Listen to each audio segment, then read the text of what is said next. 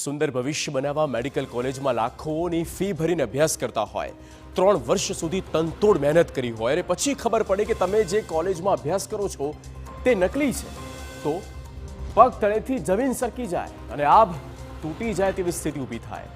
આવું જ થયું રાજપીપળાના 150થી વધુ વિદ્યાર્થીઓ સાથે।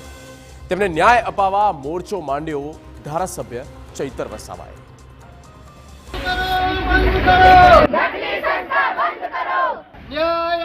न्याय आपो विद्यार्थी न्याय आपो।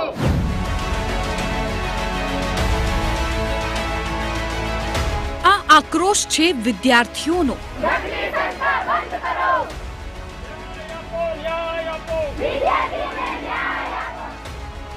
आ पीड़ा छे छेतरपिंडी थयानी। बैंगलोर में लेके जाते हैं, रेगुलर एग्जाम होता है इसका बैंगलोर। आ चिंता छे भविष्य सामे उभा थयेला सवालनी। नर्मदा कलेक्टर कचेरी सामे एकठा थयेला आ विद्यार्थीओ अने वाली आज मूंझवणमां छे के करवुं शुं।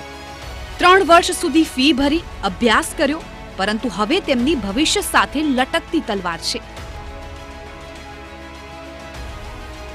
कारण के तेओ ज्यां अभ्यास करता हता ए कॉलेज 20 वर्षथी मान्यता वगर चालती होવાનો आक्षेप થઈ રહ્યો છે।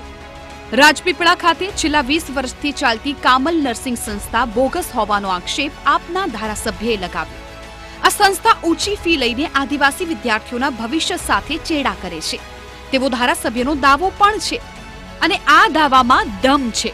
તેનો પુરાવો છે વિદ્યાર્થીની પીડા। અમારા સાથે 3 વર્ષની અમારી ફીસ જમા કરાવી દીધી છે અને 3 વર્ષ સુધી અમારી એક્ઝામ નથી આવી। આજે અમારું 4થું વર્ષ ચાલુ થઈ ગયું છે, પણ કોલેજમાંથી કંઈ જ કન્ફર્મેશન નથી કે અમારું ક્લિયર થશે કે નહીં થાય। અને કોલેજમાં અમે કોલ કરે છે તો અમને કોઈ રિપ્લાય પણ નથી આપ્યો। અહીંયાથી સેન્ટર પરથી સ્કૂલમાં આવતા હતા અને એમના બ્રોચર વેચતા હતા કે આપણી ગવર્મેન્ટ માન્ય છે અને તમારે સરકારી જોબ પણ મળી જશે અને ટ્રેનિંગ સાથે તમને જોબ પણ લગાવી દઈશું। બધું તમને જ્યાં સુધી ગવર્મેન્ટ જોબ નહીં મળે ત્યાં સુધી તમને પ્રાઇવેટમાં બી સારી જોબ આપીશું અમે, એમ કહેતા હતા।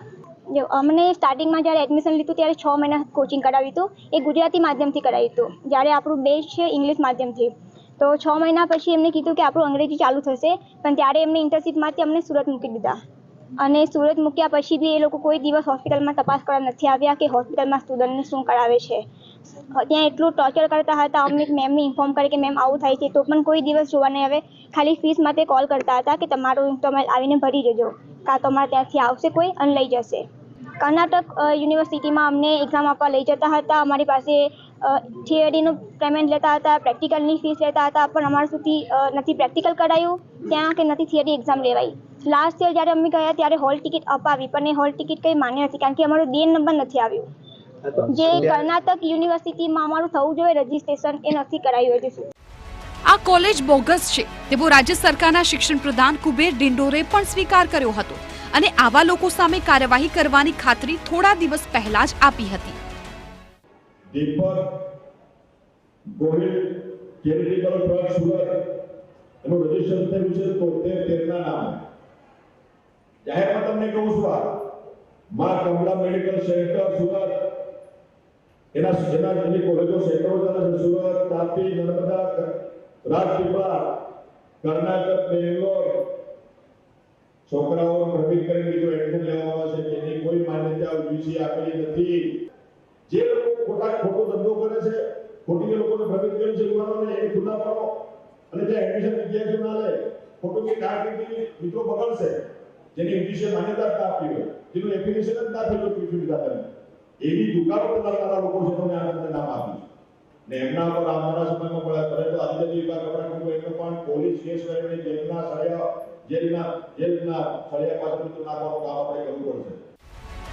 જો કે હજુ વિદ્યાર્થીઓને મળ્યું નથી ત્યારે જ આ મોરચો માંડવો પડ્યો। ધારાસભ્ય ચૈતર વસાવા સાથે વાલીઓ પણ ધરણા પર બેઠા હતા। જે વિદ્યાર્થીઓ છેતરાયા છે તે આદિવાસી છે, ન તેમને શિષ્યવૃત્તિ મળી, ન ડિગ્રી અને તેમની ફીના પૈસા પણ ગયા।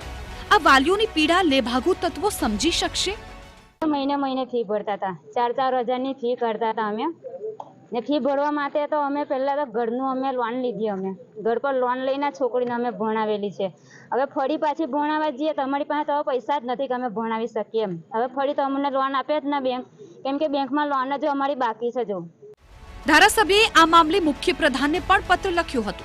તપાસ પણ થઈ અને સામે આવ્યું કે ન આ સંસ્થા પાસે કોઈ સર્ટિફિકેટ છે, ન માન્યતા.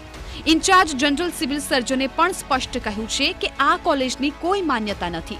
યુનિવર્સિટી કોલેજની હોઈ શકે, પણ ગુજરાત નર્સિંગ કાઉન્સિલની હોય તો જ આ ચાલી શકે છે. તો એ રૂબરૂ તપાસ કરતા એના કોઈ જાતના પ્રમાણિત ગુજરાત સરકારના પ્રમાણિત કોઈ ડોક્યુમેન્ટ મળેલ નહીં અને કોઈ જાતના આધારભૂત કોર્સના કે કશું કંઈ મળેલ નહોતું. ને પ્રાઇવેટ નર્સિંગ કોઈ પણ ખોલી શકે છે, એમાં ગુજરાત નર્સિંગ કાઉન્સિલની જો એફિલેટેડ કરવાની હોય તો જ પરવાનગી લેવાની હોય છે. આ કર્ણાટક યુનિવર્સિટીની એફિલિએશન બતાવે છે, તો કર્ણાટકથી પરમિશન લઈને અહીંયા ખોલેલી છે. એફઆઈઆરની હાલમાં તો હજી તપાસ ચાલી રહી છે અને પૂરા રૂપે એ લોકોએ જે ડોક્યુમેન્ટ આપ્યા છે એ ડોક્યુમેન્ટમાં કોઈ ગુજરાતનું અહીં ચલાવી શકવા માટેનું કોઈ પ્રમાણિત ડોક્યુમેન્ટ હજી સુધી રજૂ કરેલ નથી. વિદ્યાર્થીઓ અને ધારાસભ્યની 3 મુખ્ય માંગ છે. વિદ્યાર્થીઓને તેમના ઓરિજિનલ દસ્તાવેજ પરત મળે, પરીક્ષા આપવા દેવાઈ નથી તો ફી પરત મળે, 3 વર્ષથી ન અપાયેલી સ્કોલરશીપ પણ મળે. અમે પણ માનીએ છીએ કે એફઆઈઆર કરવાથી અને જેલમાં લઈ લેવાથી અમારા વિદ્યાર્થીઓના પૈસા અને ડોક્યુમેન્ટ રિટર્ન નથી મળવાના. એટલે પહેલા વિદ્યાર્થીઓનું ડોક્યુમેન્ટ, ઓરિજિનલ ડોક્યુમેન્ટ અને એમના ફી રિટર્ન મળે અને શિષ્યવૃત્તિ મળે, એ જ અમારા પ્રયાસો છે. આ મા કમલ સંસ્થા 12 પાસ તમામ શાળાઓમાં 12મું ધોરણમાં ભણતા વિદ્યાર્થીઓને લોભાવી લાલચ આપીને પોતાના ડોક્યુમેન્ટો લીધા છે. ત્યારે નેત્રંગ, ભરૂચ, છોટાઉદેપુરનું નસવાડી તમામ નર્મદા જિલ્લાના વિદ્યાર્થીઓ એમના લોભામણી લાલચમાં આવેલા છે. અગાઉ 49 વિદ્યાર્થીઓ અમારી સાથે આવ્યા હતા. આજે પણ 80 થી 100 વિદ્યાર્થીઓ અમારી સાથે છે અને ઘણા વિદ્યાર્થીઓને અટકાવી દેવામાં આવ્યા છે. એટલે મને લાગે છે 200-250 જેટલા વિદ્યાર્થીઓ આ ગેરરીતિનો ભોગ બન્યા છે. તમામે તમામ એસટી વર્ગના છે, કેમ કે એસટી વર્ગની સ્કોલરશીપ મળે છે. આ લોકો ડમી સિમ કાર્ડ બનાવીને સ્કોલરશીપ પણ બારે લઈ લે છે અને વિદ્યાર્થીને સ્કોલરશીપ પણ આજ દિન સુધી મળી નથી. 15 દિવસ માટે હાલ તો આ મામલો સમી ગયો છે, પરંતુ આ છેતરપિંડી માટે જવાબદાર કોણ તે સવાલ તો હજુ સળગતો જ છે. જો કે બીજી બાજુ મામલો ગરમાયા બાદ સંસ્થા પણ ફી પરત કરવાની ખાતરી સાથે વિદ્યાર્થીઓની ચિંતા છે તેવા દેખાડા કરી રહી છે. સંસ્થા વતી હું બાંહેધરી આપું છું કે આવતા 10 થી 15 દિવસમાં જે તે શાળામાંથી જે તે વિદ્યાર્થીઓના ડોક્યુમેન્ટ પરત મેળવવાની સક્રિય કામગીરી કરી અને જે તે દીકરીઓને ડોક્યુમેન્ટ પરત મળે એના માટેની વ્યવસ્થા ગોઠવીશું. ગુજરાતમાં જાણે કે બોગસ મેડિકલ ઇન્સ્ટિટ્યૂટની ભરમાર હોય તેવું લાગી રહ્યું છે. સુરતના પુણામાં એક દુકાનમાં મેડિકલનો અભ્યાસ થતો હોવાનું પણ તાજેતરમાં જ સામે આવ્યું હતું. સુરતના પુણામાં લા સિટાડોલ કોમ્પ્લેક્સમાં ઇન્સ્ટિટ્યૂટ ચાલતી હતી અને વિદ્યાર્થીઓને ભણાવીને પરીક્ષા માટે બેંગ્લોર મોકલતા હતા, જે પણ બોગસ હોવાની આશંકા છે. એવું છે કે એ લોકો એવું કહે છે કે અમે બેંગ્લોર સ્ટુડન્ટને ભણાવીએ, બરાબર? ના, એ ખોટી વાત છે. એમની માન્યતા હોય અહીંયાની તો જ એ ભણાવી શકે, બાકી બેંગ્લોરના એડમિશન અહીંયા ના કરી શકે. લોકોના જીવન અને વિદ્યાર્થીઓના ભણતર સાથે ચેડા થઈ રહ્યા છે. બેફામ આવી સંસ્થાઓ ધમધમે છે. વિદ્યાર્થીઓ પાસેથી ફીના નામે પૈસા પડાવે છે અને તેમના ભવિષ્યને ધૂંધળું કરી રહી છે. શું આવી સંસ્થાઓને કોઈ રોકશે?